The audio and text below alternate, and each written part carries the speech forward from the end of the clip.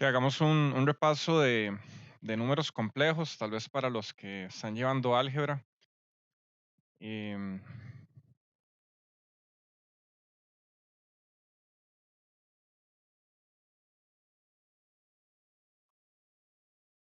que no es tan crítico que no sepan. em, Solo que se pongan al tanto un poquito con este repaso. Que entonces, un número complejo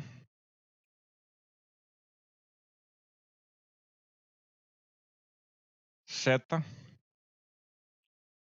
se expresa en forma rectangular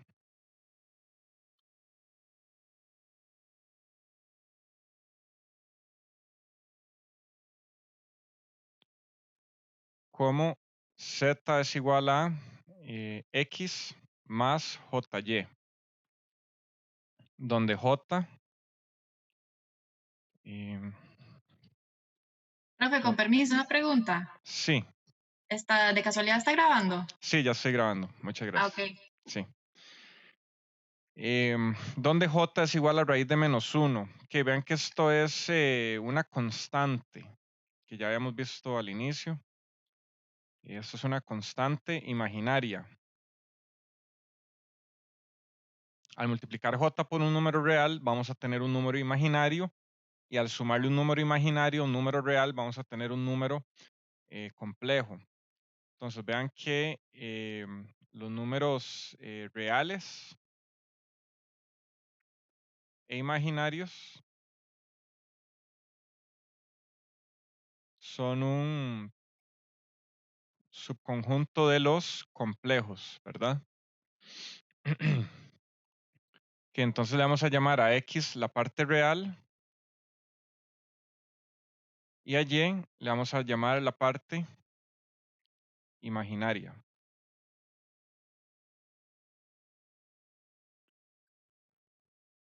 En forma exponencial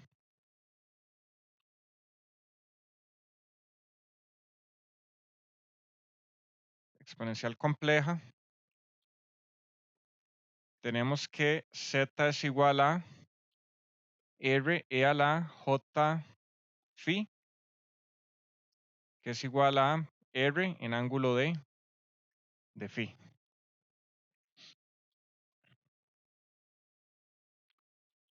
Ok.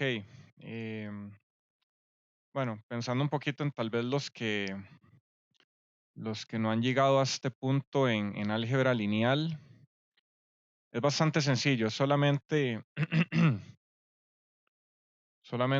pensar como con matemática básica de colegio, de trigonometría, que el número complejo va a estar acá. O sea, el número complejo es como una coordenada. Z es igual a X, coma Y, que eso sí lo recuerdan del colegio, o sea, los ejes coordenados. Que aquí tenemos, bueno, pongámosle X sub 1 y sub 1, ya que este es el eje X, este es el eje Y, y este por acá va a ser Y. Que eso es algo que ya vieron en el colegio, lo deben tener fresco, ¿verdad? Entonces, aquí vamos a tener el ángulo phi y aquí vamos a tener el radio R. Entonces, bueno, aquí tenemos, bueno, X1, Y1, como si fuera una coordenada.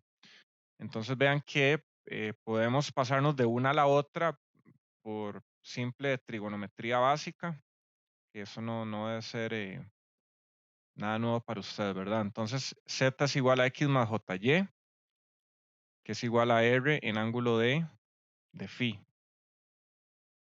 en donde R es igual a, vean que esto es como una hipotenusa de un ángulo, bueno, de un triángulo de ángulo recto por acá, con catetos X1 y Y1. Aquí falta Y1, ¿verdad? Entonces aquí es R es igual a X a la 2 más Y a la 2 raíz. Que aquí lo voy a dejar en como X y Y indicar que puede ser cualquier número o cualquier coordenada que podamos hacer por acá. Incluso pueden ser, aquí solo dibujé un cuadrante, aquí puede ser, bueno, todos los cuadrantes, ¿verdad? Aquí lo estoy haciendo en el positivo. Y phi es igual a la tangente inversa o arcotangente de la parte imaginaria entre la parte real. Entonces, así es como pasamos de rectangular a polar. Rectangular a polar. Ahora, ¿cómo pasamos de polar a rectangular?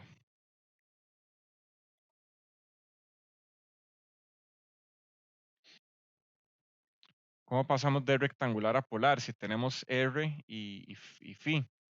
Pues aplicando senos y cosenos. X es igual a R, coseno de phi, y Y es igual a R, seno de phi. Que vean que esto es pura trigonometría de colegio.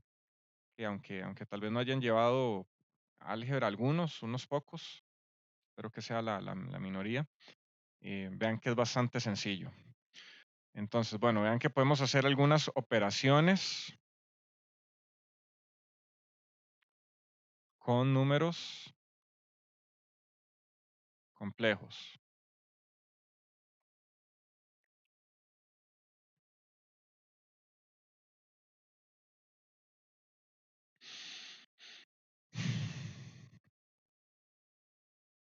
Que la suma y la resta se hace más fácil en coordenadas.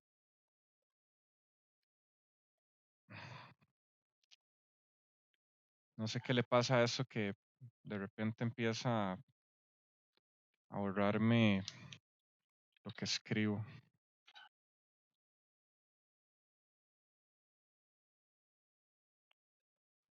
Que hay que aplicar la regla cero del IT. Apague y prendo otra vez.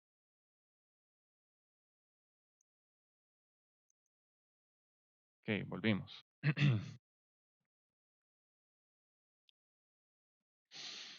Ok, la suma y resta.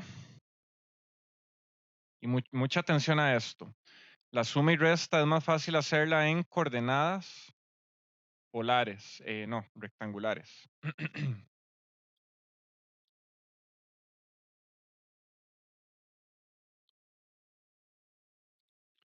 ¿Por qué? Veamos. Sean Z1 igual a X1 más JY1 y Z2 igual a X2 más JY2. ¿Cómo es Z1 más Z2? Que aquí aplicamos la de papas con papas y chayotes con chayotes, ¿verdad? Entonces, solamente podemos agrupar parte real con parte real y parte imaginaria con parte imaginaria.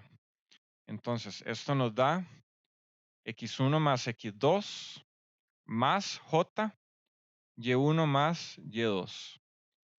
Y Z1 menos Z2 es igual a X1 menos X2.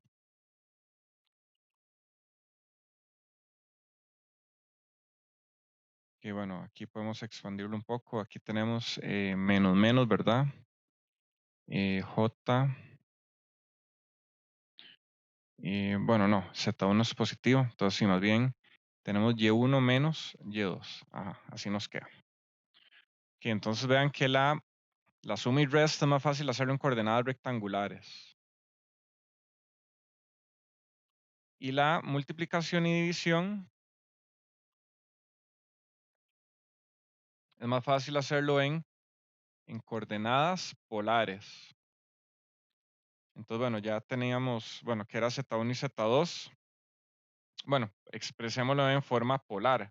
Z1 va a ser igual a radio 1 o R sub 1, E a la J phi 1. Vean que también podemos expresarlo de esta manera. R sub 1 con ángulo de zeta 1. Vean que está, bueno, aquí me quedó un poco girado, que este símbolo propiamente es así. Bueno, sí, para indicar un ángulo, phi 1.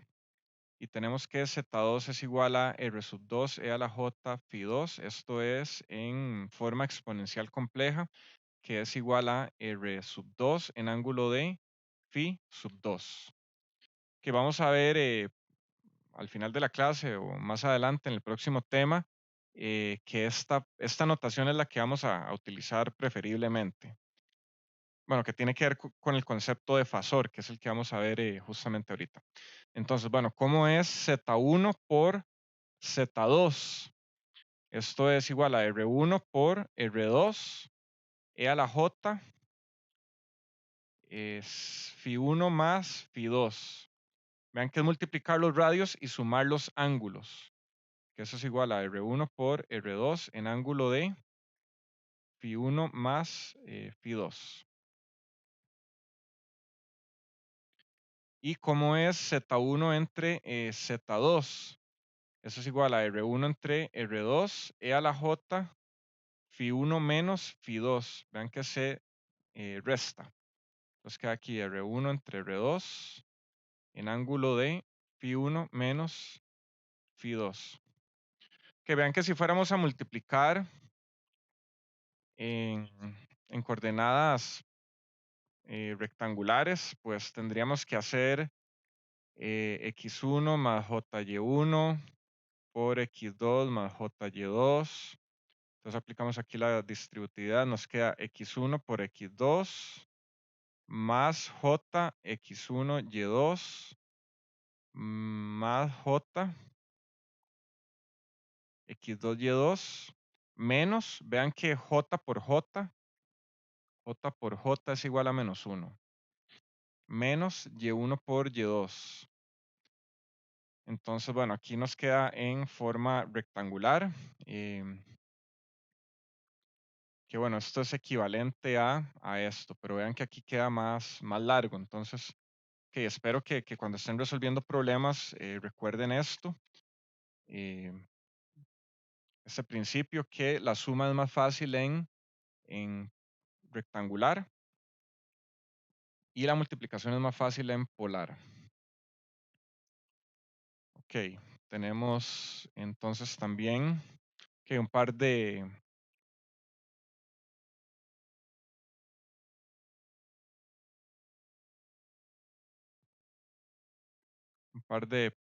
eh, funciones o bueno, principios, ¿cómo le podemos llamar a esto? El recíproco. El recíproco va a ser 1 entre z, que va a ser 1 entre r en ángulo de menos phi. Vean que el ángulo de 1 es 0, entonces es como tener 0 menos el ángulo de z, que es phi. El conjugado de z lo expresamos con z asterisco en una potencia. Eso es lo mismo que hacer x más jy asterisco, que es el conjugado. Eso es igual a x menos jy. Entonces, bueno, para los que no lo habían visto, el conjugado lo que hace es cambiar el signo.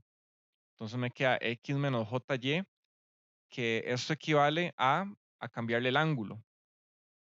Entonces me queda r en ángulo de menos phi. Entonces vean la diferencia entre el conjugado y el recíproco. El ángulo es el negativo, pero el recíproco es 1 entre r y el conjugado es sencillamente r. Entonces, bueno, vean, si queremos sacar la raíz cuadrada, aunque bueno, este tal vez no lo vayan a usar, es como tener z, bueno, raíz cuadrada de z, que es z a la 1 medio. Entonces vean que es como una z a la 1 potencia. Esto va a ser como r a la 1 medio eh, por el ángulo entre 2. Que esto, bueno, es igual a raíz de r e a la j phi medios.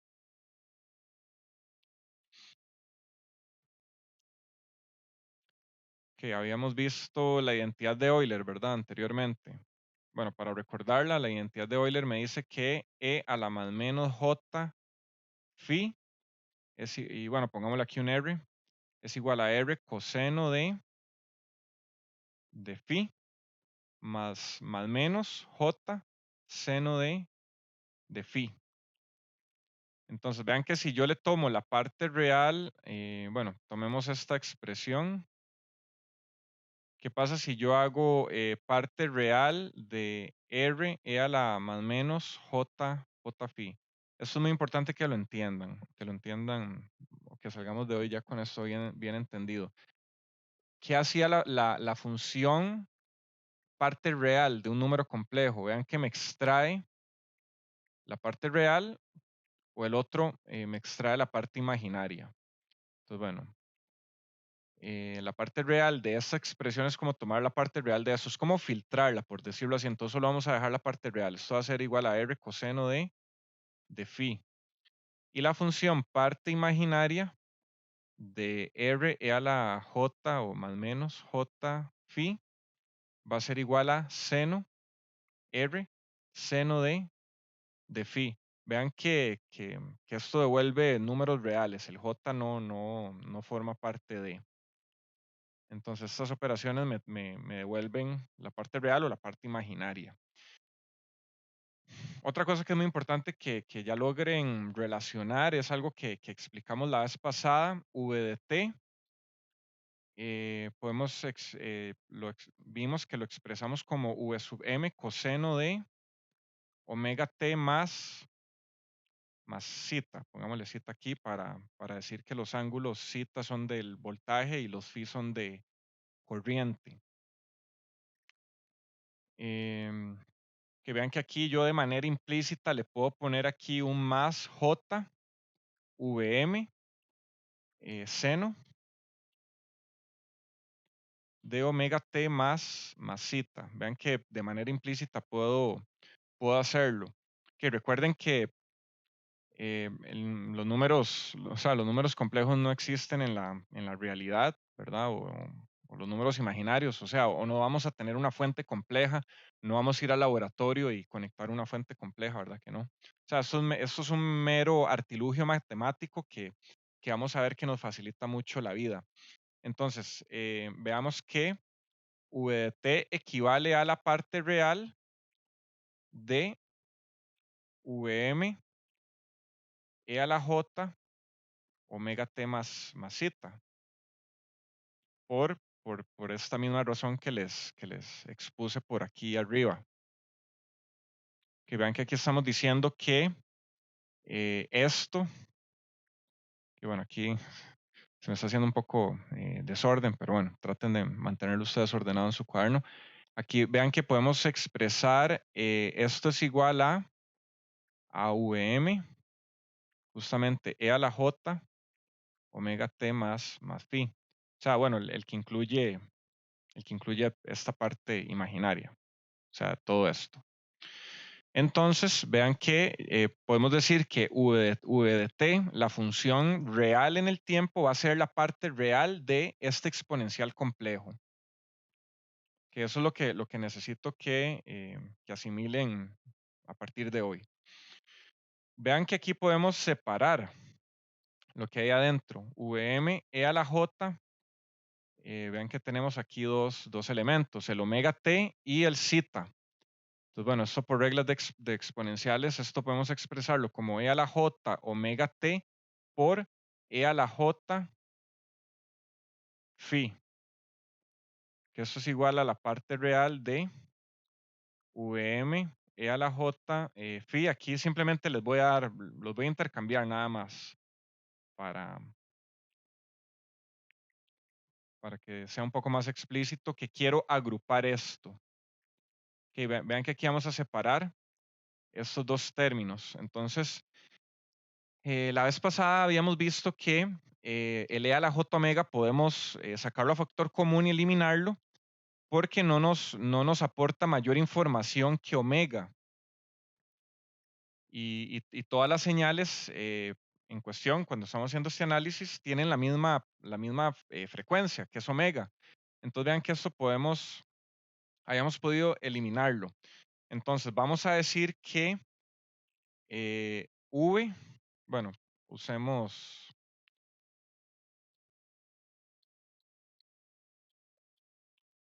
ok, Vean la letra que voy a usar. Esto va a ser una V, pero va a tener aquí esta doble rayita. Vamos a decir que esta V, que le vamos a llamar fasor en unos momentos, es Vm e a la j phi. Que vean que esto es justamente de acuerdo a la notación que hemos venido exponiendo, Vm en ángulo de phi. Entonces, podemos decir que V de t va a ser igual a la parte real de este elemento. No, quitémosle esa raya, no es parte de la notación. En los libros van a encontrar esto como una letra mayúscula, como en negrita. Entonces, bueno, aquí de manera escrita lo voy a hacer de esta manera. Entonces, Vt es igual a la parte real de este fasor V por e a la j omega t, donde V es igual a Vm e a la j phi. Entonces, bueno, ya habíamos visto anteriormente que podíamos eliminar el e a la j omega de los cálculos, o sea, no nos aporta mayor información y solamente podemos concentrarnos en lo que es la amplitud y el ángulo. Que otra forma de escribir esto es ponerle una raya abajo, como si fuera un vector. Vamos a ver que un vector y un fasor se parecen, comparten cosas en común, pero conceptualmente no son lo mismo. Ok, entonces veamos que el e a la j omega t es redundante. Redundante en el sentido cuando tenemos varias señales que comparten el mismo factor y podemos eliminarlo. O sea, podemos dejar de acarrearlo en el análisis.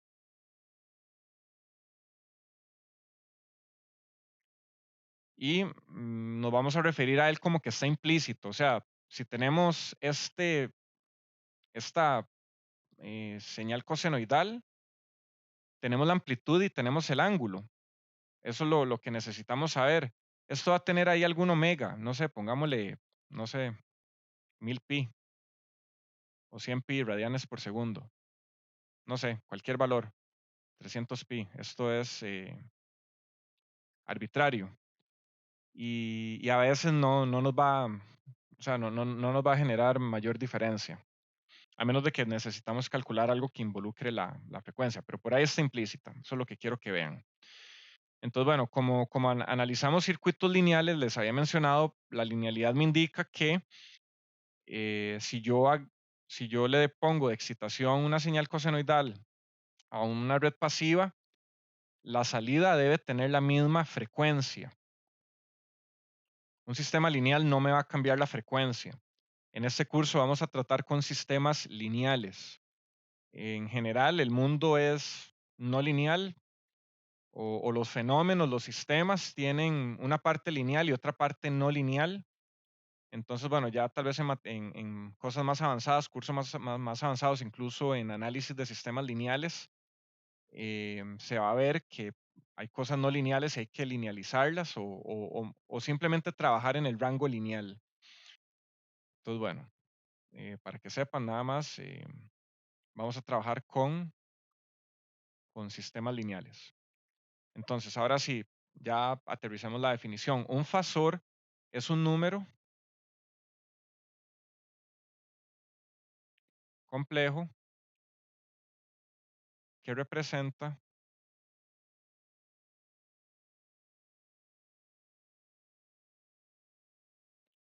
la amplitud y fase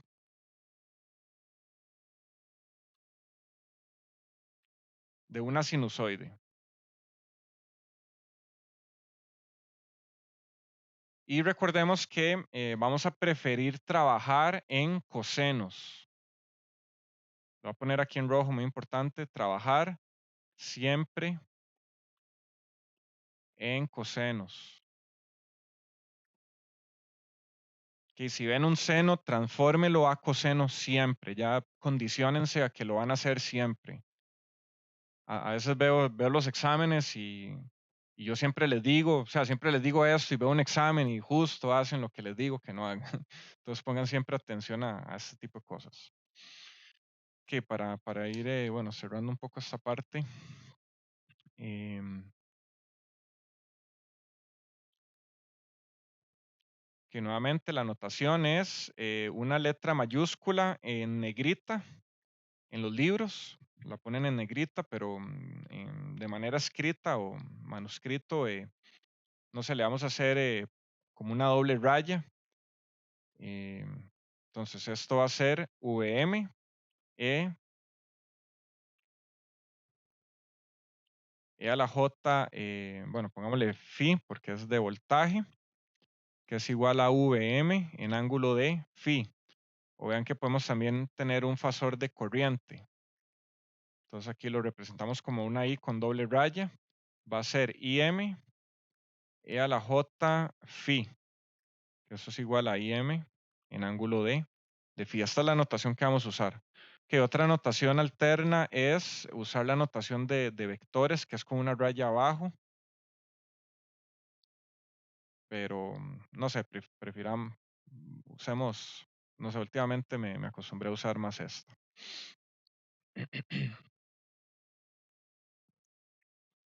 Que entonces, nuevamente,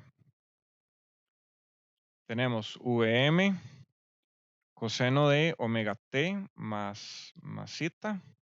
Esto me va a generar una corriente IM coseno de omega t más phi. Omega t más phi. Entonces, deberían ya, vean que es bastante simple, o sea, por puro ojo, tenemos aquí una señal sinusoidal y simplemente decimos esto y esto es lo que me interesa, esto y esto. Nuevamente, vean que el omega t lo vamos a poner acá redundante para efectos de cálculos. Entonces aquí vamos a decir que esto es fasorialmente VM en ángulo de zeta. Y esto va a ser fasorialmente IM en ángulo de phi.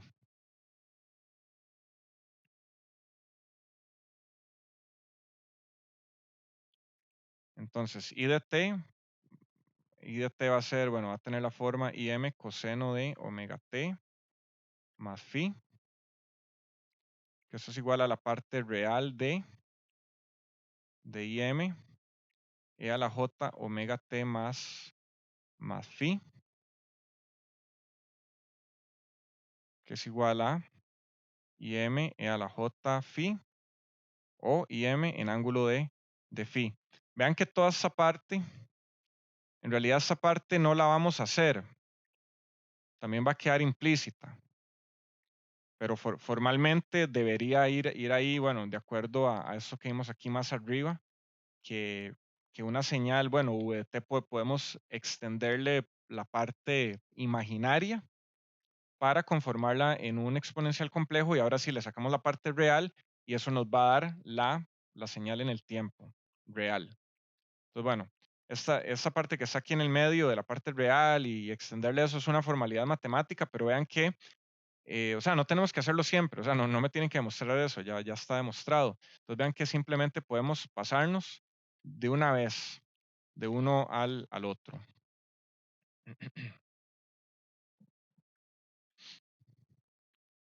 Ok, entonces veamos un ejemplo sencillo, rápido. Si tenemos v de t es igual a 100 coseno de 400t menos 30 grados y tenemos i de t igual a menos 5 seno de 580t menos 110 grados. ¿A qué equivale esto fasorialmente? A ver, alguien que me diga, el de arriba, está bastante simple, por acá. ¿Cuál es este resultado?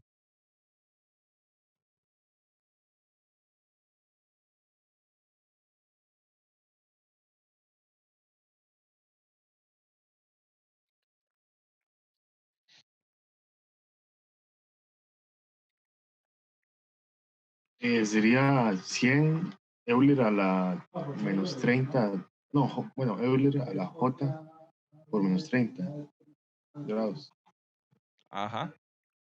Pero bueno, vean también que esta notación no la vamos a usar formalmente del exponencial complejo. Eso lo vamos a hacer en señales y sistemas. Entonces vean que podemos pasar de una vez a 100 ángulo de menos 30. ¿Cómo quedaría esta señal? Vean que decir menos 5 en ángulo de menos 110 es un error. Vean que eso está malo. ¿Cómo quedaría apropiadamente?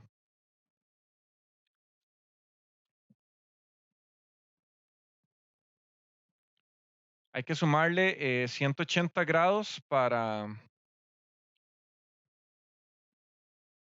Era 180 grados lo que había que sumarle para que fuera positivo, ¿verdad? Creo que aquí al coseno o al seno. Al Para seno. que, Bueno, a cualquiera que esté negativo. Ahí sería, no sería más 90. para que quede como coseno sería más 90. Más 90. 5 en ángulo de menos 20. Queda así, efectivamente queda 5 en ángulo de menos 20, sí. Entonces, bueno, vean que a este, por ser negativo, ojo, por ser negativo hay que sumarle 90. No era 100, no era 180. Era No, 180. profe, es 90. Usted lee 90 si lo quiere pasar a coseno de una vez. Ajá. 180 si lo quiere hacer positivo y luego los 90 si lo quiere hacer coseno. Sí, sí, es que vamos por partes, pero, o sea, lo que digo es correcto, ¿verdad? Si quiero hacerlo positivo, tengo que sumarle o restarle 180. Eso es correcto. Es correcto, profe. Ok, entonces ahora tenemos que sumarle 90 era. Que vean que eso tienen que sacarlo de, bueno, de las identidades, nuevamente tienen que asimilarlas. Entonces, bueno, eso les va a dar 5 en ángulo de menos 20. Que nuevamente, si alguien no lo vio, pues ahí le va a tocar darle un par de vueltas. O sea, la cuestión es que lo interioricen. O sea, que yo les diga y que ustedes me crean, pues sí, ese es el resultado. Pero la idea es que ustedes logren saber por qué. Entonces, vean, un fasor contiene amplitud, fase y frecuencia implícita. Y recuerden que la frecuencia está implícita. Pueden que nos digan cuál es la frecuencia, puede que no. Para algún ejemplo no va a ser necesario saberlo. Vean que un fasor no es un vector.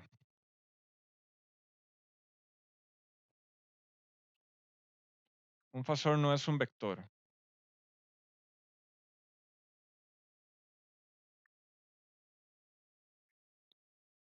Ya que el ángulo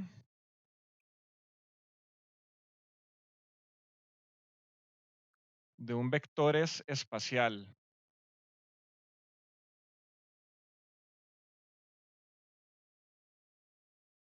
Y el de un fasor es temporal.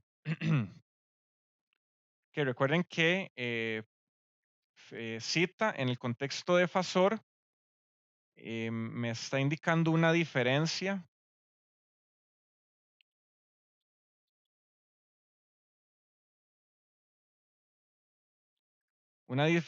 temporal respecto a una referencia, que en este caso va a ser 0 grados. Que recordemos de la primera lección, eh, que la primera lección teníamos por acá un gráfico, a ver cuál era. Donde teníamos, donde estamos viendo el concepto de adelanto y retardo, ¿verdad? Ok, ese es el phi o el zeta, justamente, vean que es una diferencia. Y aquí en este eje tenemos tiempo. Entonces este ángulo hace referencia a tiempo y no espacio. Entonces, esa es la razón de por qué un fasor no es un vector, aunque comparten la misma nomenclatura. De hecho, podríamos ver que, bueno, tenemos el concepto de diagrama fasorial, o sea que podemos dibujar en un plano complejo una señal sinusoidal. Ese es el concepto de diagrama fasorial. Entonces, bueno, hagamos un eje coordenado. Entonces vean que podemos tener, bueno, digamos que tenemos v de t igual a, bueno, y esta v es minúscula. Yo creo que es más fácil que le ponga como una rayita aquí para indicar que es minúscula. Esto es igual a Vm coseno de omega t más zeta. Y digamos que I de t es igual a Im coseno de omega t menos phi. Entonces de aquí, vean que si les damos una señal cosenoide o sinusoidal, vean que inmediatamente pueden convertirla a su fasor. O sea, con solo ver.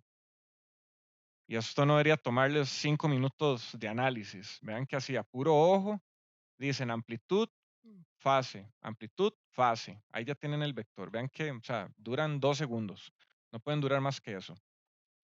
Entonces, el fasor, este fasor es Vm en ángulo de zeta. Y el fasor de I es Im en ángulo de menos phi. Entonces, vean que podemos dibujar en un diagrama fasorial justamente como si fuera un vector con flecha y todo. Entonces vean, esto es V, que aquí va a tener, esto es el ángulo zeta y esto va a ser Vm, esta magnitud. Y vean que Im, o bien el fasor de corriente, que lo voy a tener por acá, esto es menos phi y esta magnitud es Im.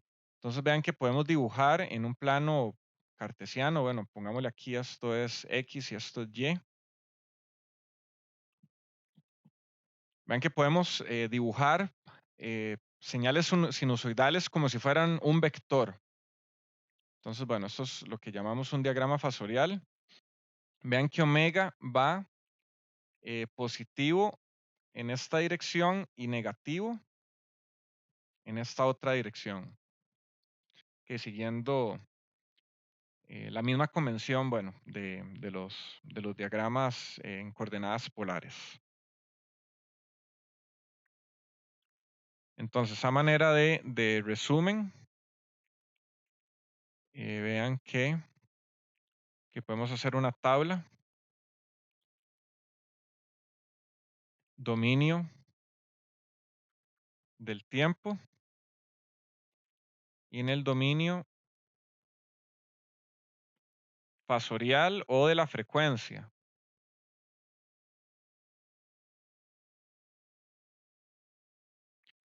Entonces, bueno, si yo aquí tengo Vm coseno de omega t más phi, que vean que así 2 segundos es lo que tienen que durar. Vm ángulo de zeta. Si tenemos Vm seno de omega t más phi, que esto va a ser Vm en ángulo de 90 grados menos, no al revés, phi menos 90 grados. Ok, ojo aquí las identidades trigonométricas, tienen que entenderlas. Im coseno de omega t más, pongámosle aquí zeta mejor para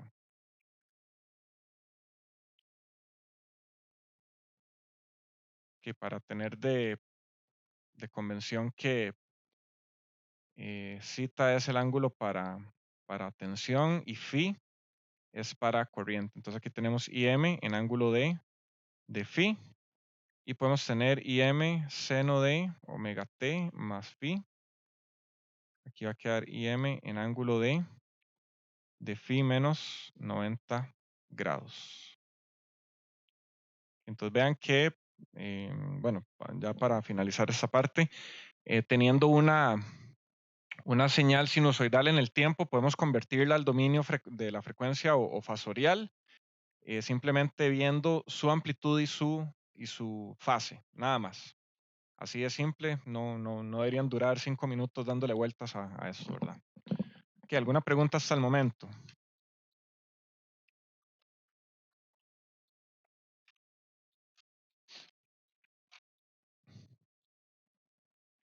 ¿Quedó claro? Bueno, espero que si nadie dice nada es porque quedó clarísimo y completamente entendido, lo cual me hace feliz y me deja satisfecho. Ok. Ok, ahora vamos a comenzar con lo que ya era el tema propiamente de la lección de hoy, que nos atrasamos un poco. Entonces, bueno, igual, en todo caso, tal vez, tal vez no nos dé tiempo la última parte, espero que sí. Bueno, en realidad esto es más corto que lo que tenía. Ajá, creo que es un poco más corto. Entonces, bueno, que ahora vamos a ver lo que son, bueno, la sección 1.5, relaciones fasoriales para RLC o para elementos RLC. Ok, entonces, bueno, para, bueno, contextualizar un poco lo que acabamos de hacer, la sección pasada simplemente vimos que podemos convertir una señal en el tiempo, una señal sinusoidal en el tiempo, una expresión en el dominio fasorial. Entonces, bueno, ¿para qué hacemos eso? ¿Para qué nos va a servir? Justamente a eso vamos ahorita. Lo que andamos buscando es poder representar los componentes RLC o bien la relación de tensión y corriente en los elementos RLC, poder representarlos de forma fasorial. Eso es lo que andamos buscando para aplicarlo al análisis de circuitos.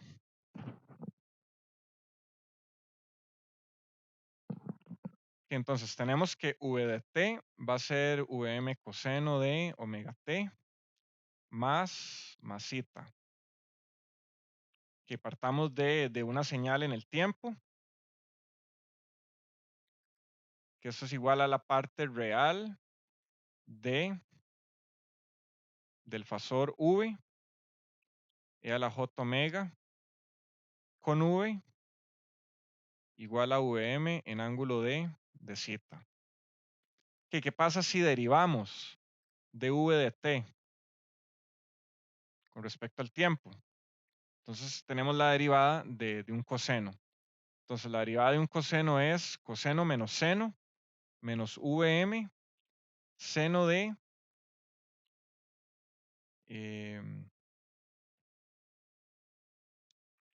bueno, de omega t más phi por la derivada de lo de adentro con respecto a t. Entonces la derivada de omega t más zeta va a ser omega.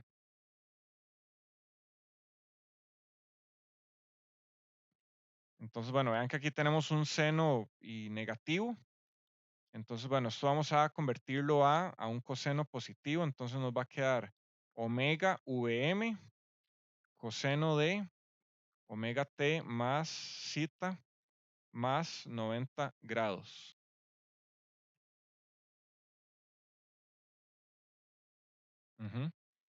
Que ahora esto podemos expresarlo de manera exponencial compleja por medio de la función parte real, que esto va a ser omega. Y ven que esto es un omega. La diferencia es que esto está como más redondeado, la W es recta, ¿verdad? Nunca le digan W, es omega, aunque a veces parezca una W. Entonces va a quedar la parte real de omega Vm e a la j omega t por e a la j zeta por e a la j 90 grados. ¿A qué equivale esto? Bueno, y muy importante, una pregunta intermedia. ¿A qué equivale E a la J 90 grados? Que vean que esto no es de miedo ni nada así, esto es algo muy sencillo, solamente que se acostumbren un poco a la notación y siempre piensen, cuando vean un exponencial complejo, siempre piensen que tiene su contraparte dada por Euler. Entonces vean que esto es coseno de 90 más J seno de 90. Entonces, ¿cuánto es coseno de 90 grados?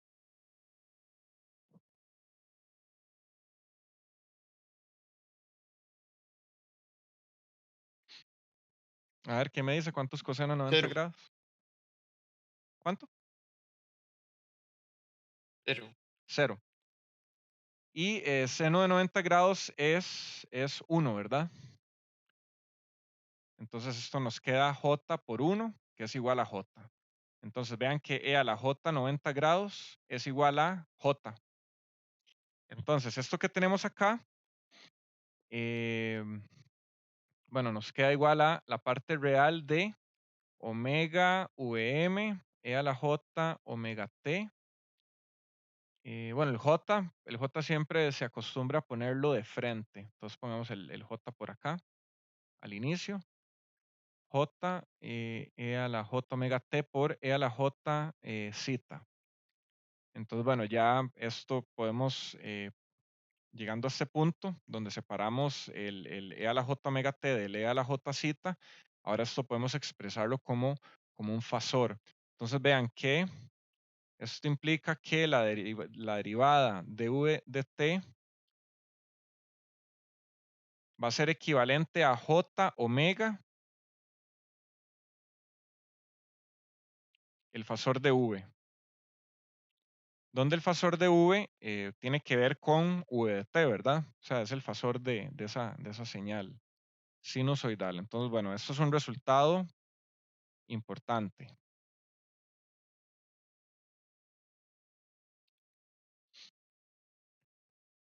Esto lo vamos a enmarcar. Entonces, la derivada de una señal sinusoidal con respecto al tiempo equivale a multiplicar por J omega el fasor. Esa es la conclusión. Que entonces, de la misma manera,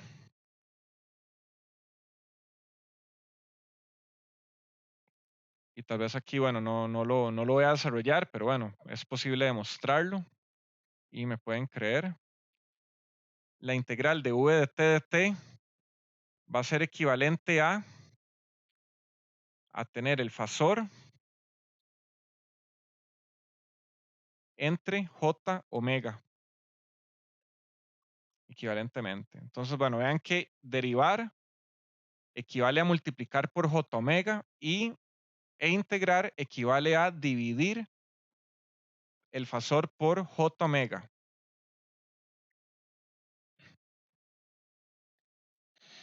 Entonces, bueno, estos son resultados que nos van a servir para la exposición que vamos a hacer ahorita de cómo es la relación tensión y corriente en los componentes RLC. La importancia de esto es poder encontrar soluciones de estado estable sin necesidad de conocimiento de las condiciones iniciales. Eso tiene que ver con las ecuaciones diferenciales, ¿verdad?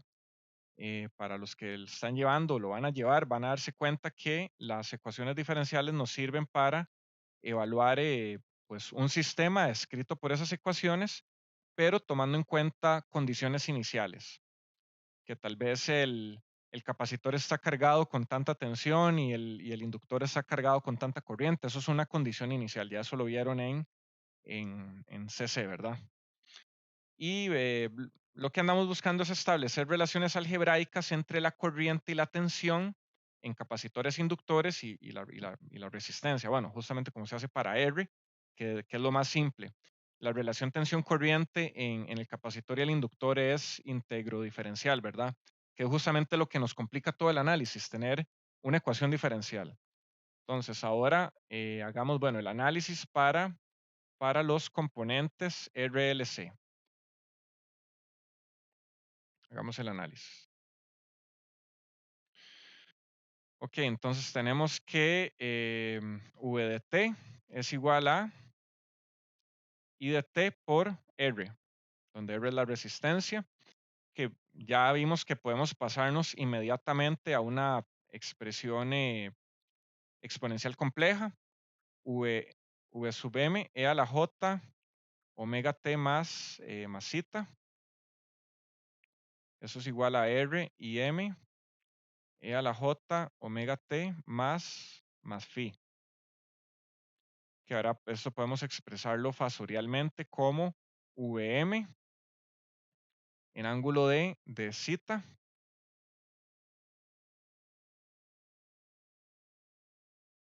Que vean que aquí, bueno, también me salté un paso donde elimino el E a la J omega T y todo eso. Vean que podemos hacerlo explícito, no hay que hacerlo siempre, no lo tienen que hacer explícito. O sea, ya eso, o sea, no tienen que demostrarlo todo el tiempo. Y tenemos por acá R y M en ángulo de phi. Entonces, vean que esto equivale al fasor V y esto equivale al fasor I. Con lo que tenemos que V, o bien fasorialmente, V es igual a R por I. Entonces vean que acabamos de expresar de una manera distinta algo que ya conocíamos.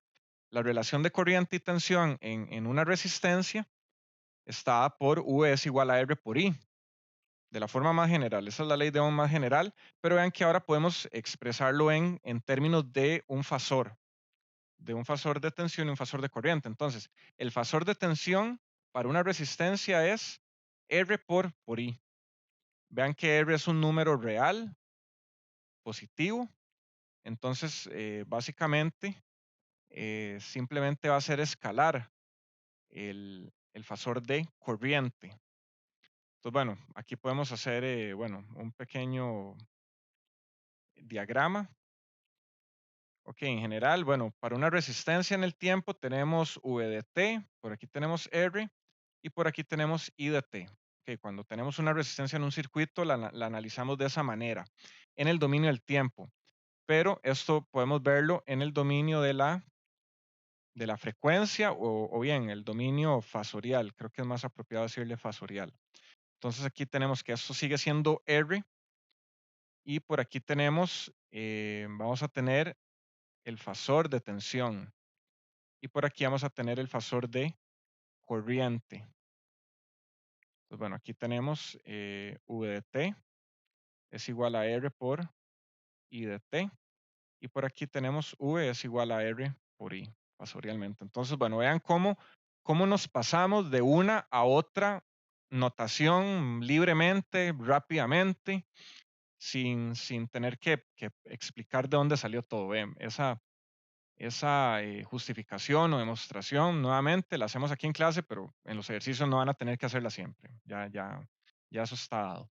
Entonces, bueno, ahora podemos graficar o hacer un diagrama fasorial, de acuerdo bueno, a lo que hemos hace unos minutos, un diagrama fasorial de estos, bueno, estos dos fasores de tensión y corriente.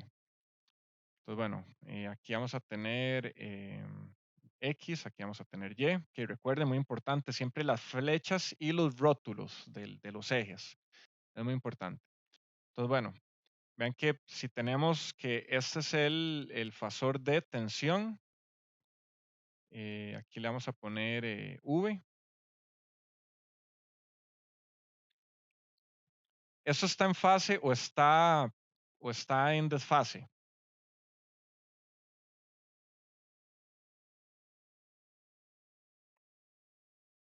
Vean que R es un número real. Si fuera un número complejo o imaginario, le agregaría ángulo a la corriente. Pero en este caso R es un número real, entonces simplemente va a ser escalado eh, entonces, bueno, la corriente es U entre R. Entonces, normalmente la corriente va a ser en magnitud menor a, al fasor de tensión. Entonces, bueno, vean que en este caso tenemos acá zeta que es el ángulo de la tensión, va a ser igual a phi. O sea, están en fase. Que aquí estoy, bueno, usando los colores para representar la tensión en azul, la corriente en rojo. Entonces vean que este ángulo es el mismo. Entonces significa, o bien, ya eso ya lo sabíamos, que la tensión y la corriente en la resistencia están en fase. V e I en una resistencia están en fase. Esa es una conclusión. Ya lo sabíamos, pero ahora ya nos queda más claro de manera fasorial. ¿Qué, alguna pregunta hasta el momento?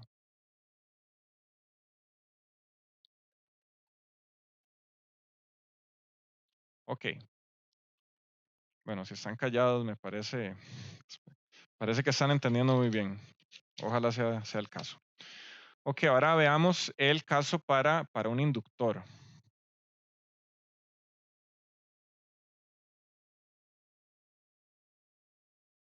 Que para un inductor vamos a tener que V de T va a ser igual a L de I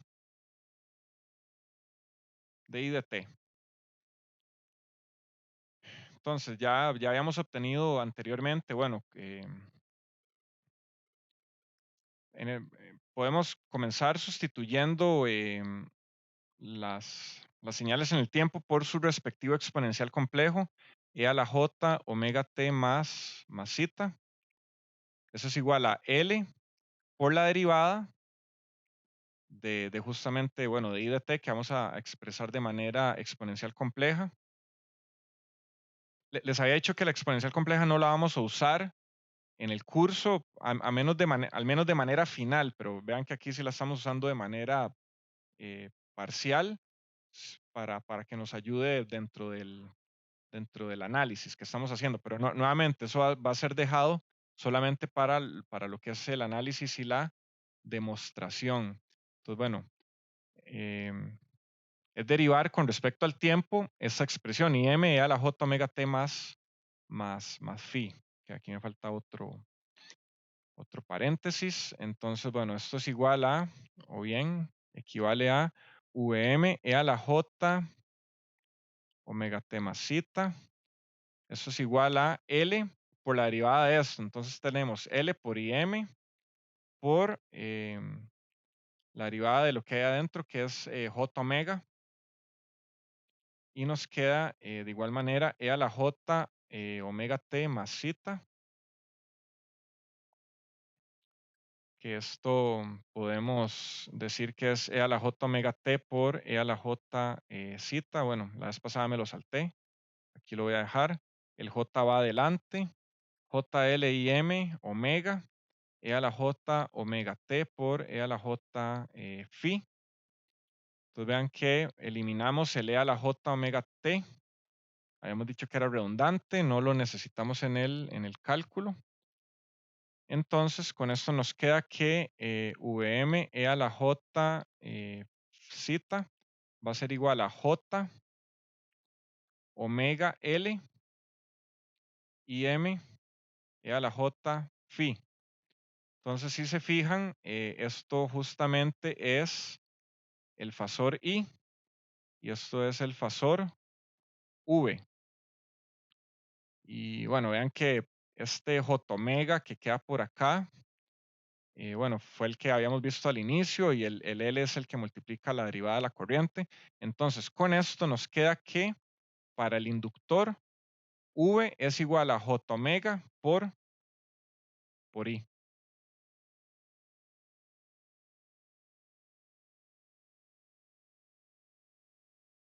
Me queda un poco grande.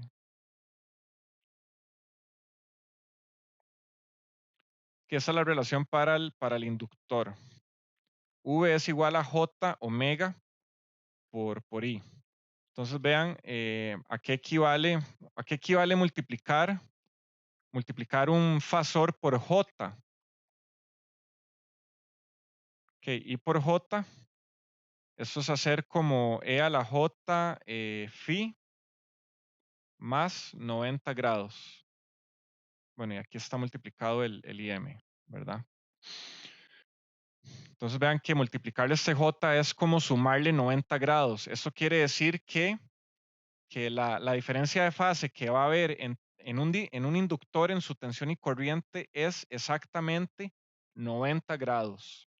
Tiene que ver un poco con lo que vimos la vez pasada sobre, bueno, lo que les había dicho, el mnemónico Eli is the Iceman, en donde en un inductor la tensión adelanta a la corriente por 90 grados y en un capacitor la corriente adelanta por 90 grados a la tensión. Entonces, bueno, aquí podemos hacer un, inductor. Bueno, hagamos el diagrama. Aquí tenemos V de T. Aquí tenemos la corriente en el inductor y aquí tenemos L. Esto podemos representarlo en el dominio fasorial como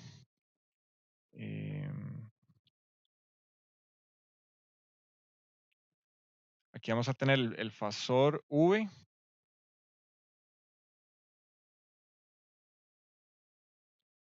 O bien, podemos ponerle más bien aquí de una vez. Bueno, podemos ponerle J omega L por el fasor de corriente, que usemos esta notación. Y por aquí tenemos la corriente I. Y vean que el valor del inductor, bueno, va a ser J omega L.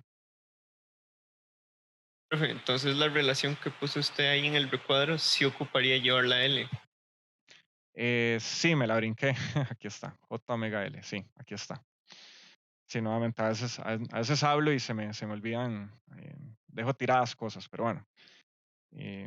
Por eso es bueno de que me vayan siguiendo y si alguien nota que dejé algo perdido, me lo hace saber. Entonces sí, vean que justamente sí, J omega L por I. Entonces,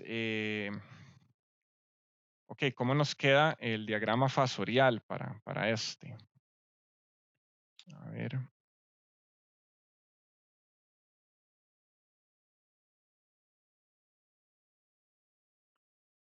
Que aquí le ponemos X, aquí le ponemos Y.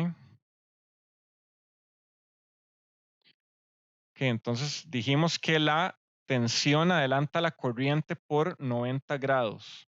Entonces, si yo saco aquí que por acá es el fasor de tensión, la corriente va a estar 90 grados atrás.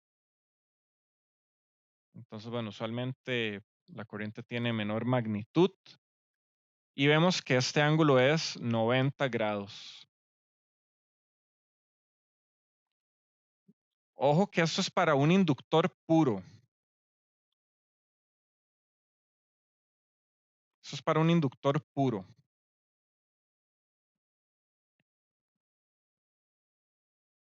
Entonces, fasorialmente vamos a tener esa relación. Que vean que o sea, no necesitan demostrar todo esto para decir que si tienen una tensión en una bobina o inductor, ya saben cuál va a ser el ángulo de esa corriente. Profe, una cosa, Sí. ¿qué sería o qué no sería un inductor puro? ¿Qué no sería un inductor puro? Ajá. Pues esto.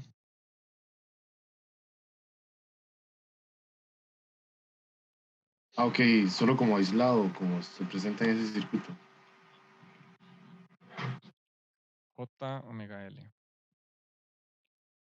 Ya ahorita vamos a ir un poco sobre cómo, bueno, qué es el concepto de impedancia y admitancia, que es el equivalente a resistencia y conductancia de forma compleja. Pero bueno, vean que una resistencia con un inductor no es un inductor perfecto porque tiene justamente una parte resistiva, que de hecho los inductores reales se modelan de esta manera, con una resistencia y una inductancia.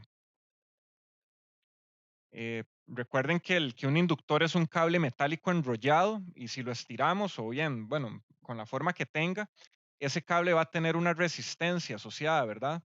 Entonces un inductor real lo modelamos lo modelamos como una inductancia con una pequeña resistencia.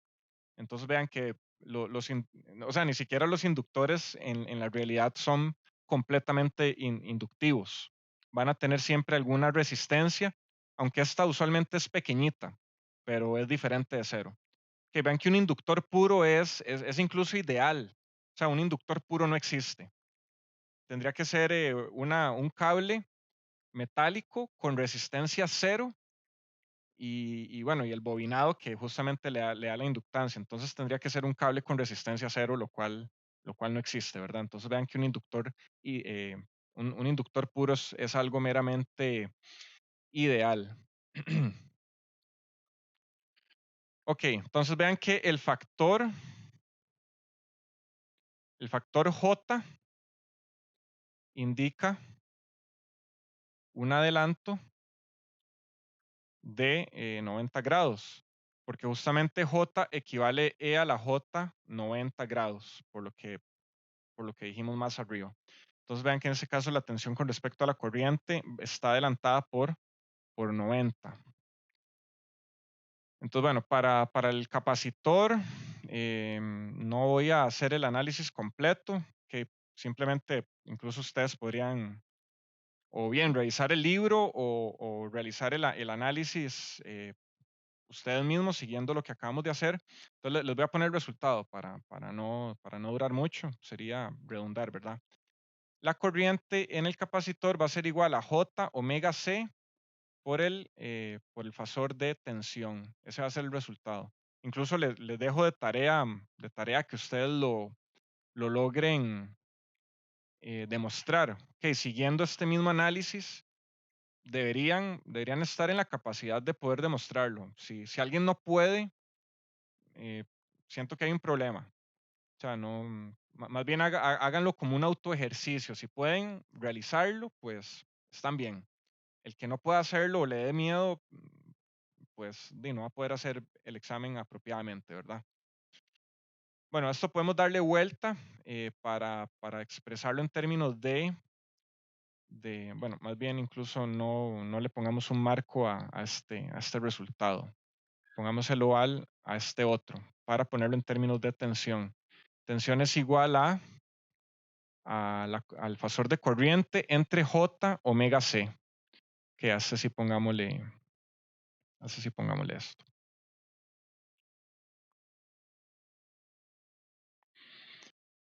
Entonces, bueno, aquí me voy a saltar también la parte en el tiempo. Entonces aquí simplemente le voy a poner, aquí tenemos el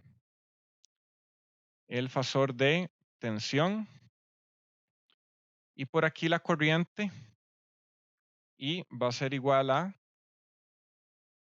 J omega C por el fasor de tensión.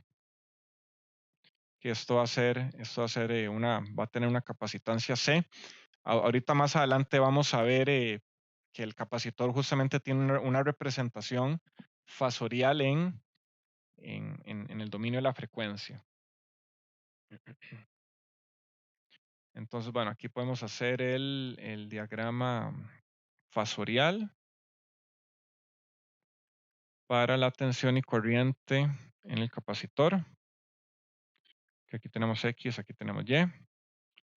Entonces, bueno, si tenemos por aquí la tensión en el capacitor, y aquí pongámosle V, vean que 90 grados para acá, vamos a tener la corriente y justo esta diferencia van a ser 90 grados. Entonces, nuevamente en un capacitor, la corriente adelanta a la tensión por 90 grados. Que recuerden aquí el mnemónico ICE. La corriente adelanta a la tensión en el capacitor.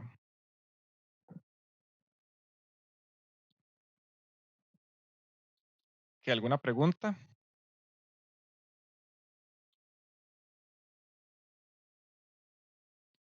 Ok, genial. Genial que se está entendiendo todo. Ok, Ok, veamos que con estas relaciones fasoriales para L y C se puede manejar estos de manera algebraica y manipularlos como si fueran la ley de Ohm, como una resistencia, lo cual nos va a facilitar el análisis justamente. Entonces, bueno, hagamos una tabla resumen. Entonces aquí tenemos qué elemento. Aquí tenemos el dominio del tiempo. Y por acá tenemos el dominio fasorial. Y hagamos una tabla. Aquí bien hecha, como nos enseñaron en laboratorio de Física 1. A mí siempre me gusta hacer alusión a, no sé, hacer una conectividad de un curso con los cursos aledaños que le aportan al mismo. Entonces, que vean que en este caso hay una forma de hacer tablas en ingeniería, bueno, y es esta. No tienen que ponerle todas las líneas, solamente con 3, que marquen el encabezado y el final de la tabla, nada más, ¿verdad? Ok, entonces aquí tenemos V de t es igual a R por I de t. Esta es la relación en el tiempo. V de t para el inductor es L de I de t. Y la corriente en el capacitor es C de V de t. Entonces, ¿cómo es esto en el dominio fasorial? Aquí en este caso, V es igual a R por fasor de corriente. El fasor de tensión para el inductor es igual a J omega L por el fasor de corriente. Y el fasor de tensión para el capacitor va a ser igual a el fasor de corriente entre J omega C, que ese es el resumen de todo lo que acabamos de ver. Que vean que no tienen que demostrarlo, simplemente tienen que saber esto. Que vean que en la ingeniería utilizamos, es parte de la matemática y la física realizar las demostraciones, pero ya son cosas aceptadas, entonces no tienen que hacerlo siempre. Entonces solamente tienen que saber el resultado y cómo aplicarlo. Lo importante, saber qué es el resultado y cómo aplicarlo. Ok, ahora terminemos esta parte viendo cuál es la ganancia.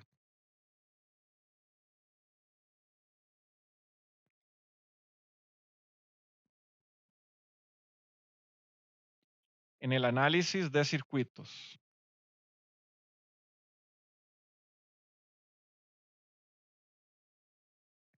Ok, volvamos al ejemplo que habíamos hecho la vez pasada. Tenemos una fuente aquí sinusoidal. Tenemos una resistencia con un inductor.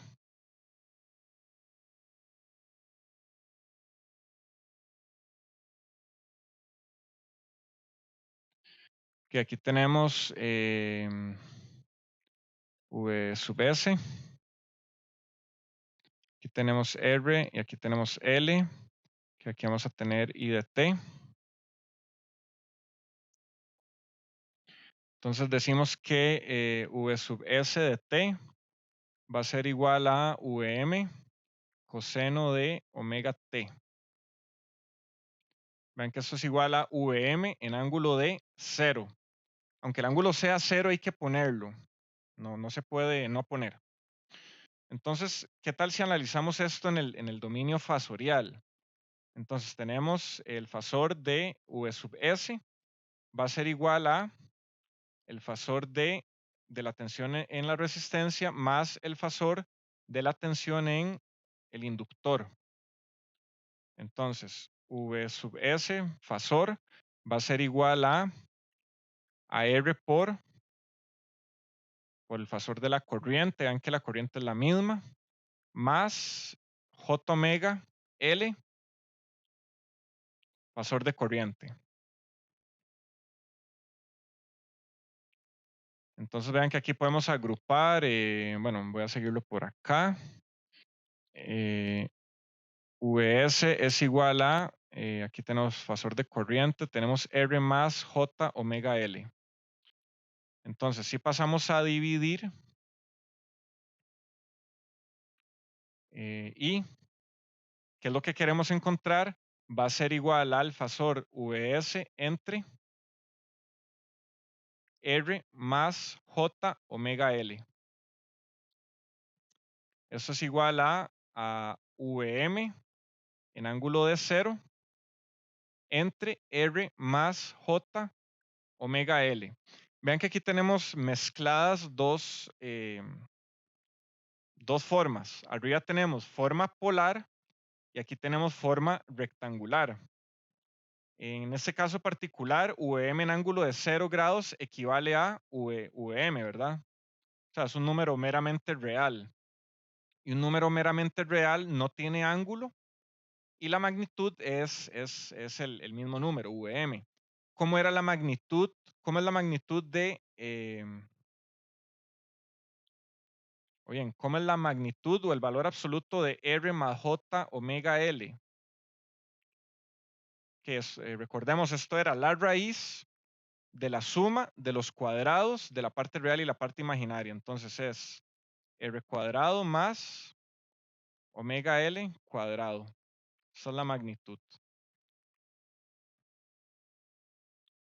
Entonces vean que ahora podemos expresar el fasor de corriente en magnitud y fase, que es a lo que queremos apuntar, ¿verdad? Eso es lo que queremos encontrar, una magnitud y una fase que podamos convertir nuevamente al tiempo en una señal sinusoidal en el tiempo. Entonces vean que esto va a ser, bueno, abajo raíz de r a la 2 más omega cuadrado, L cuadrado. Y arriba tenemos Vm, esta es la magnitud. Y aquí vamos a tener en ángulo el ángulo de lo de arriba 0 y el ángulo de lo de abajo es tangente inversa de omega L entre R. Pero es el ángulo de lo de arriba menos el ángulo de lo de abajo. Entonces es 0 menos tangente inversa de omega L entre R. Y bueno, aquí podemos extender esta parte del ángulo para que contemple todo. Y vean que ahora sí podemos saltarnos, bueno, aquellos pasos de convertir esto a exponencial complejo y luego ponerlo como un coseno y un seno imaginario y parte real. O sea, todo eso podemos saltárnoslo. La cuestión es que lo entiendan.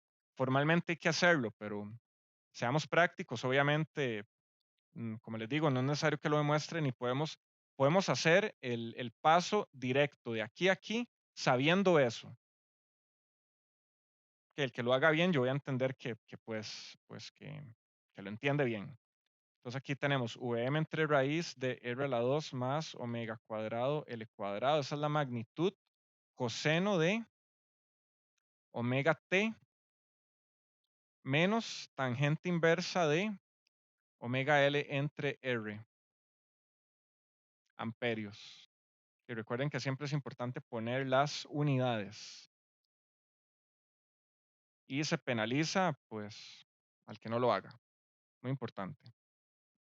Vean que esa es la respuesta. Y aquí, sí. Y si comparan esto con lo que hicimos la semana pasada, pues es el mismo resultado. Y vean que, ¿cuál fue la ganancia? Pues nos evitamos hacer una ecuación diferencial y simplemente realizamos un cálculo o un análisis algebraico siguiendo las leyes de voltaje de Kirchhoff, como habíamos aprendido en CC. Solamente que para poder hacerlo de manera algebraica en corriente alterna, tenemos que utilizar fasores. Esa es la diferencia de CC a CA. Entonces vean que se nos facilitó un montón completamente el análisis meramente algebraico, tratando incluso a L como si fuera una resistencia, que va a ser, bueno, va a ser justamente una impedancia.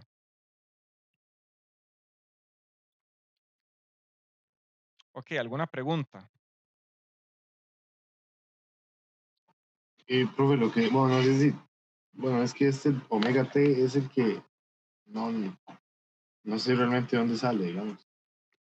El omega t, recuerde que, o sea, es parte Bueno, es justo lo que les dije que de lo que nos saltamos acá.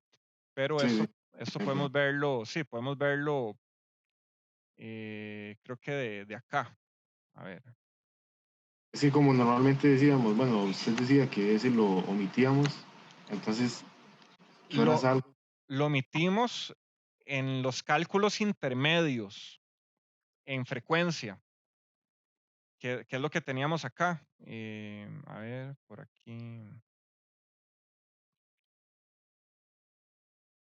Que por aquí tengo que tener.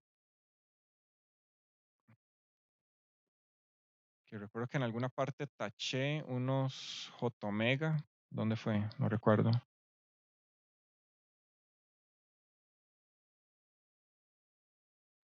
Ahí dice que son redundantes, no sé si será ahí. Creo que fue de esta parte. Ajá, del inicio. Sí, vean, aquí está. A ver. Sí, o sea, como les dije, el E a la J omega T desaparece porque es común a todos los términos que nos vamos a encontrar porque por linealidad, porque estamos tratando un circuito pasivo que es lineal. Entonces, tanto la corriente como la tensión como la corriente, que es la causa, o sea, no, la causa es la tensión, el efecto es la corriente, tanto el efecto como la causa tienen la misma frecuencia por ser un circuito lineal. Si es un circuito no lineal, la frecuencia de salida va a ser distinta. Entonces, como aquí tenemos esto de factor común, simplemente lo eliminamos. Pero esto es dentro de los cálculos en el dominio fasorial. Una vez que ya llegamos a la respuesta en el dominio fasorial eh, y queramos dar la respuesta en el tiempo, hay que volver a agregarlo, porque, o sea, el J omega t es parte de la señal en el tiempo, ¿verdad? Entonces vean que lo estamos reincorporando. ¿Sí quedó claro?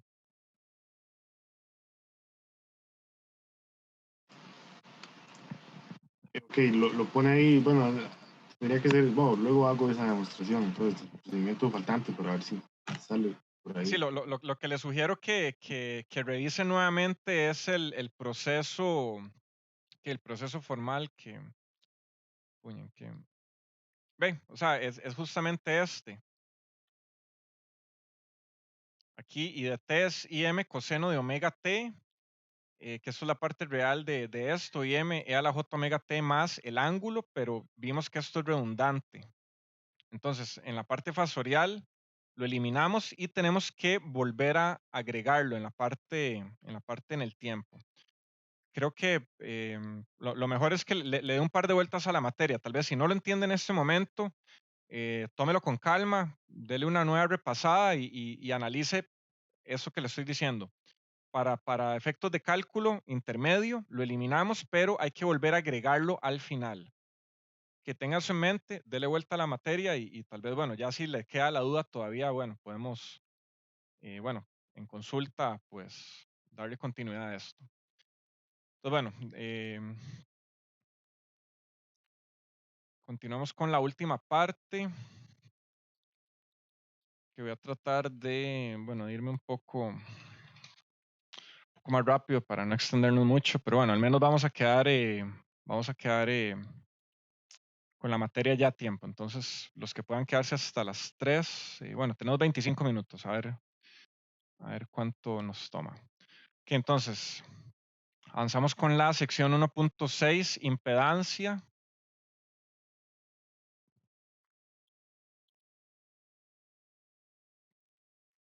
Y admitancia.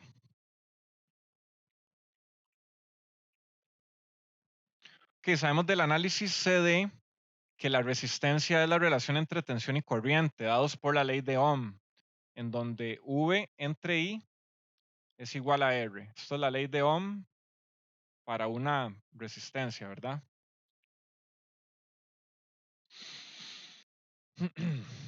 Y la conductancia es el inverso. Entonces tenemos que G es igual a I entre R. Que esto es solamente, bueno, darle vueltas a las cosas. G es igual a 1 entre R. O La conductancia es el inverso de la resistencia. Ok, en el discurso anterior logramos demostrar o encontrar una forma en la que podemos tratar a un inductor y a un capacitor como un componente resistivo, entre comillas, llamémoslo entre comillas. Entonces, bueno, hay una relación analógica, no, análoga, disculpen, hay una relación análoga de esto a la corriente alterna. Entonces, la impedancia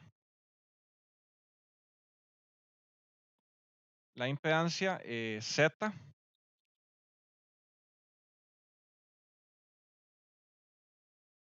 que vean que estamos usando la misma notación para un fasor. La impedancia Z es la relación del fasor de tensión y el fasor de corriente. Y esto es para cualquier componente, bueno, pasivo, R, L o C. Está medido en ohms, también igual que la resistencia, solamente que ahora va a ser un valor complejo. Entonces, Z es igual al fasor de tensión entre el fasor de corriente.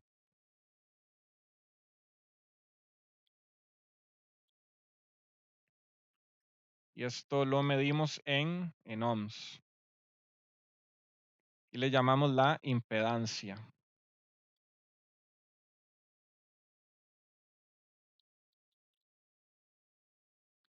Que veamos también que Z es igual a la parte real o bien Z es igual a R más J omega L.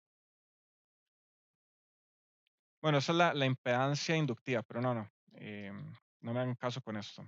Veámoslo más adelante, mejor, más formal. Quedémonos solamente con que impedancia es la relación entre tensión y corriente en algún elemento. Nada más. Entonces, ya obtuvimos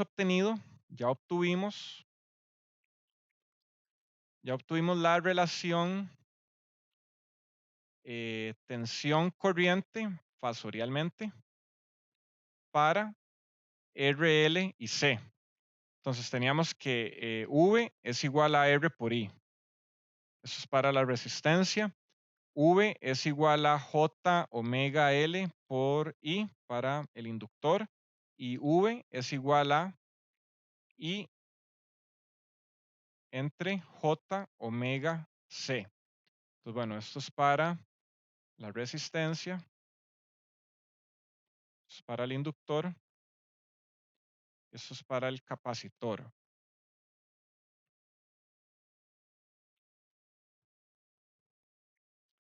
Entonces de aquí se puede despejar V entre I para cada componente. Entonces, ¿cómo nos va a quedar? Z sub R va a ser igual, vean que si pasamos a dividir V entre I, nos va a quedar R. La impedancia inductiva va a ser igual a J omega L. Nuevamente, vean si yo paso este I a dividir aquí debajo de V. Y pongámosle aquí Z sub L para indicar que es una impedancia de un inductor. Y la impedancia del capacitor nos va a quedar 1 entre J omega C. Entonces aquí ya tenemos las relaciones. O bien las impedancias. Vean que esto podemos decir las impedancias de un capacitor y de un inductor. Que la impedancia de un inductor es J omega L. Vean que la impedancia para un inductor y un capacitor es una función de la frecuencia. Que vean que ZL es una función de la frecuencia. Al igual que Z ZC es una función de la frecuencia. O sea, vean que podemos graficar con respecto a omega, que los valores de impedancia. O sea, conforme aumenta la impedancia, conforme aumenta la frecuencia, aumenta la impedancia inductiva. Y conforme aumenta la frecuencia, disminuye la impedancia capacitiva o incluso tiende a hacerse cero. Y esa tiende a hacerse infinito. Que eso lo vamos a analizar ahorita. Que vean que todas las impedancias están en ohms también. Aquí lo que estamos haciendo es extender el concepto de resistencia a un número más general, que es un número complejo. Y le estamos llamando de forma más general impedancia. Entonces veamos que la impedancia es una cantidad que depende de la frecuencia de operación para el inductor y el capacitor en particular. Y del valor del elemento, ya sea R, L o C, para cualquiera de los tres.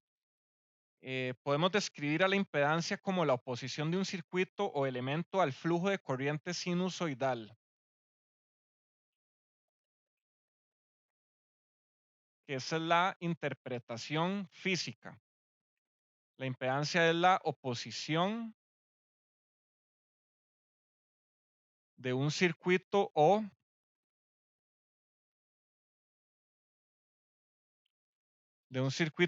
elemento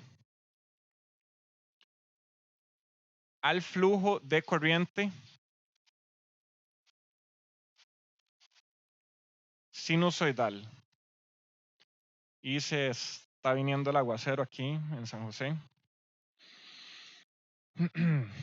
Vean que es una cantidad compleja.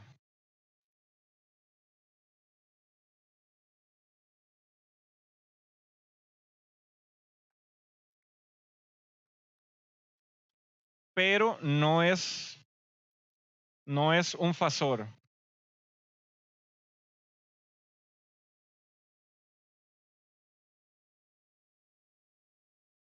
Por lo tanto,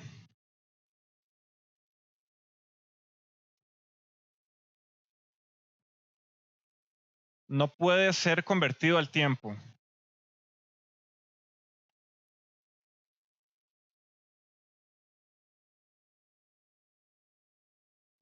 Que vean que una impedancia es un valor, es una cantidad.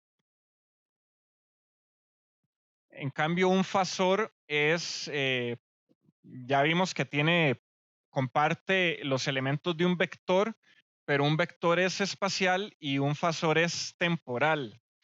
Pero vean que si yo digo una resistencia de 50 ohms, eso no es una función, no es una señal variante, es un valor.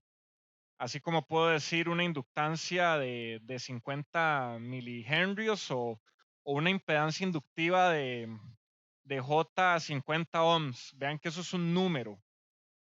Por lo tanto, la impedancia no es un fasor. Que quede muy claro. Aquí lo que pasa es que comparten, o sea, como estamos hablando de números complejos, comparten la misma notación, pero a nivel de interpretación física no son lo mismo. Quiero que quede eso muy claro. Entonces, bueno, ahora tiremos la pregunta, ¿cómo varía la impedancia con la frecuencia?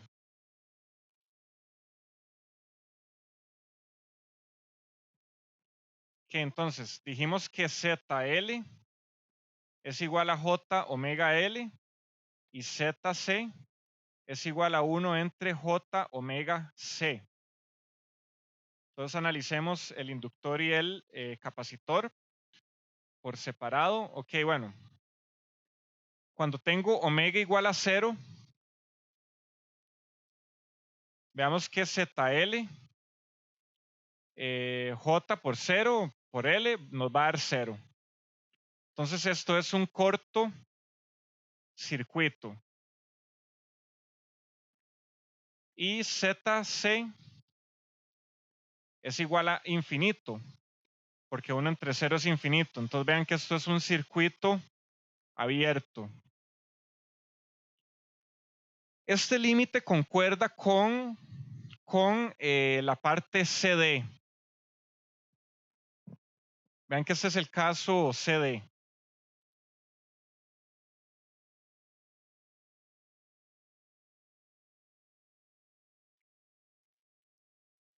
Que sabemos que un inductor en corriente continua es un cortocircuito y un capacitor en corriente continua es un circuito abierto. Entonces vean que esto nos coincide. Sería raro que no lo hiciera, ¿verdad?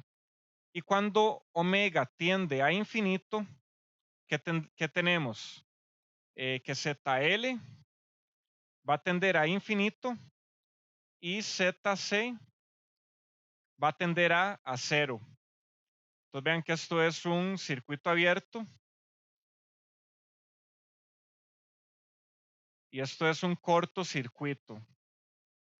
Entonces vean los casos extremos. Si yo tengo un inductor y empiezo a aumentarle la frecuencia a valores muy, muy, muy grandes, ese inductor se va a comportar como un circuito abierto. Y con el capacitor, entre más aumente la frecuencia, más como un cortocircuito se va a comenzar a comportar. Ok, me queda una hoja de materia por hoy.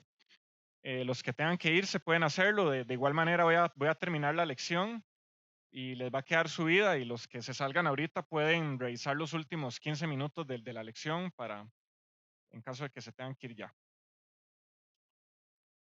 Ok, ¿alguna pregunta hasta el momento?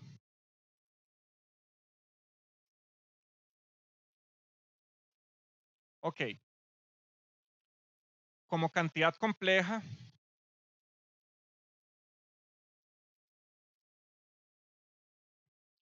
la impedancia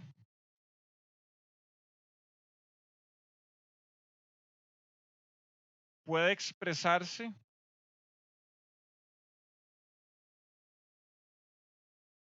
de manera rectangular. Que vean que eso es un número complejo. Podemos expresarlo como una magnitud con ángulo o podemos expresarlo como una forma rectangular. Entonces vean que Z es igual a R más JX. Que aquí vamos a introducir esta nueva letra X.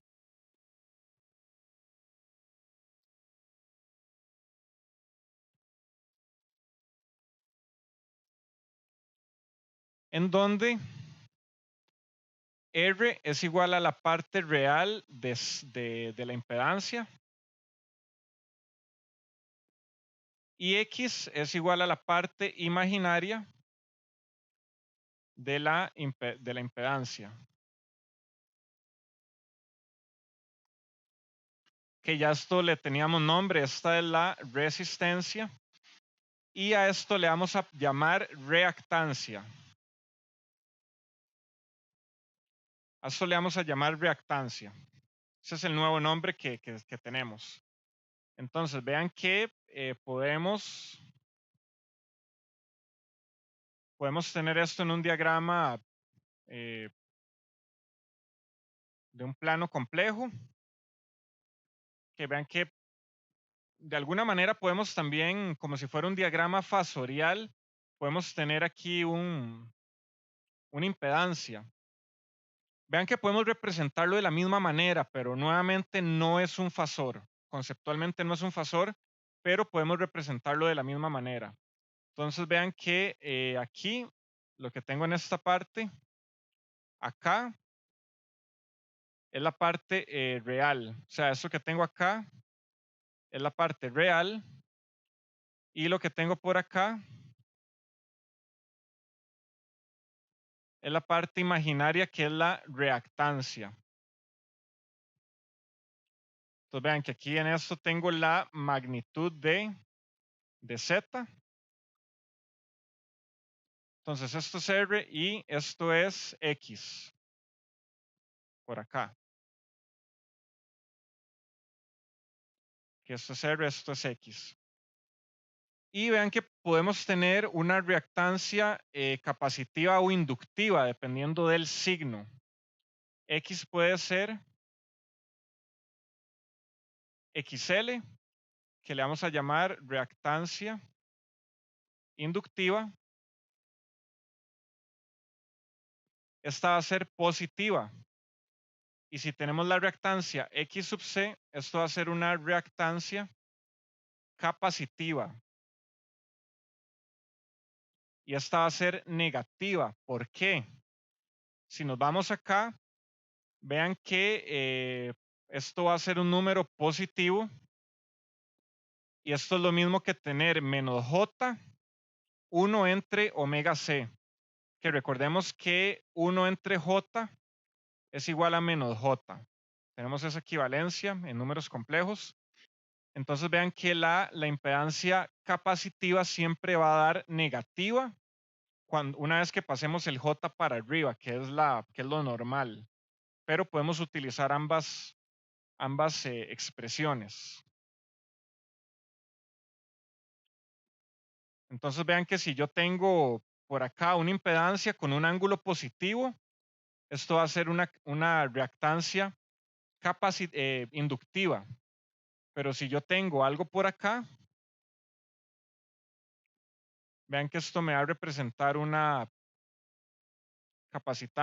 reactancia inductiva. Por aquí vamos a tener un ángulo negativo. Que ya casi terminamos. En forma polar,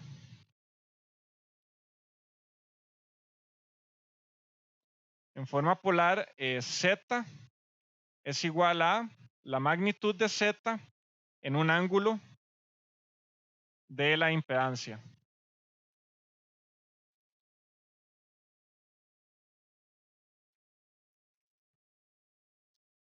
En donde la magnitud de Z va a ser igual a la raíz de R al cuadrado más la reactancia al cuadrado, y Z va a ser igual a la tangente inversa de X entre R, o reactancia entre resistencia. O bien, de forma inversa, R va a ser a la magnitud de Z por coseno de Z, y X va a ser igual a la magnitud de Z seno de Z. Vean que eso es pura trigonometría.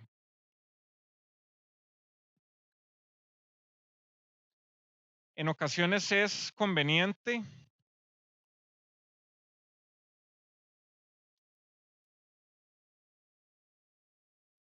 trabajar con el recíproco.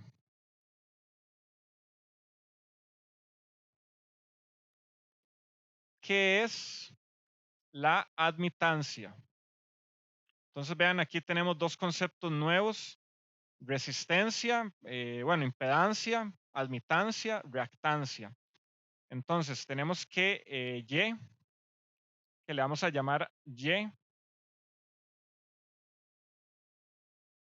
va a ser igual a I entre V, o es el inverso o el recíproco de Z, de la impedancia.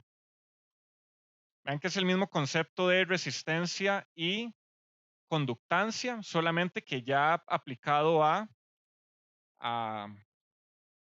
¿cómo se llama? A números complejos, o bien a señales alternas. Entonces, vean que Y va a tener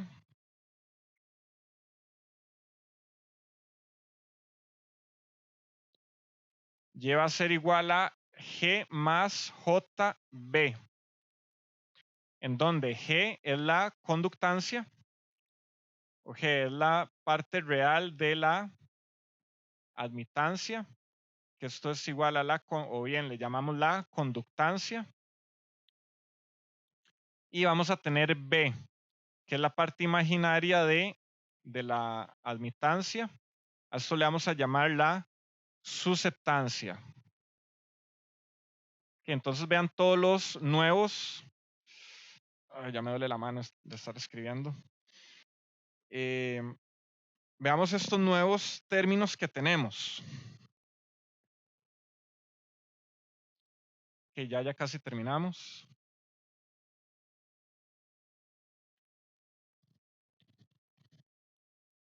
¿Cómo se expresa G y B en términos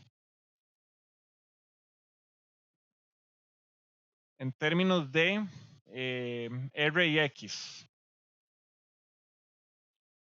Que vean que tenemos que G más JB es igual al recíproco de Z, que es R más JX. Esto es 1 entre esto. Recuerden bueno, los que no han llevado álgebra o lo están llevando, la forma de convertir esto a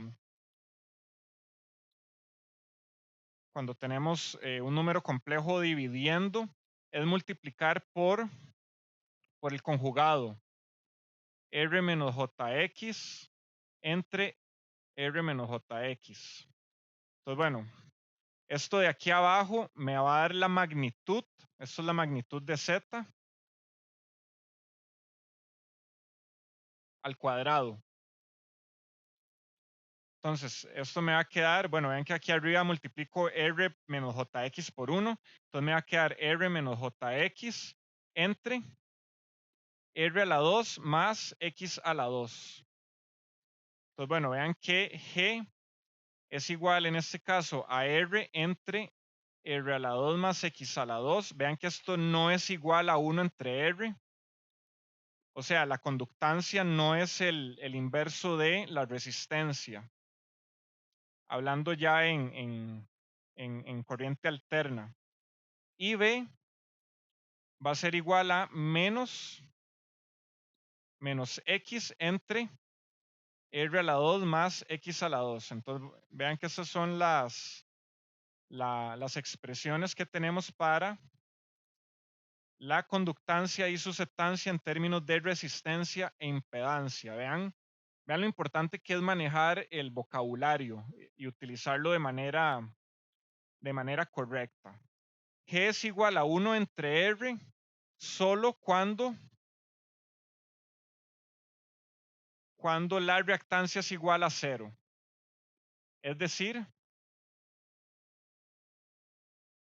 el caso resistivo.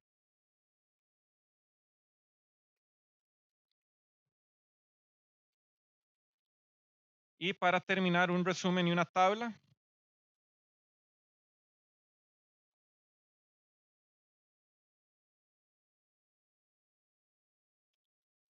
En resumen, tenemos que más JX le vamos a llamar reactancia inductiva. Vean que si es positiva. Si es negativa, le vamos a llamar reactancia capacitiva.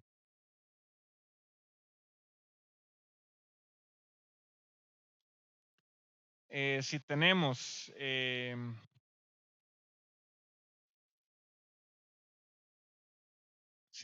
menos JB, a eso le vamos a llamar susceptancia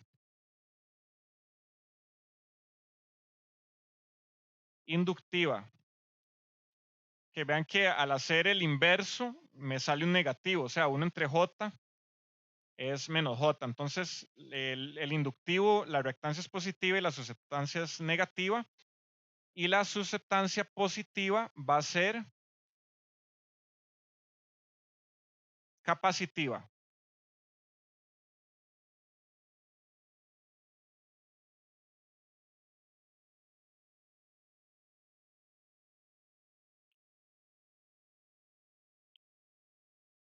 Y para finalizar una tabla, con esto quedaríamos. Tenemos elemento, tenemos impedancia y tenemos admitancia. que aquí tenemos R, L y C, que hagamos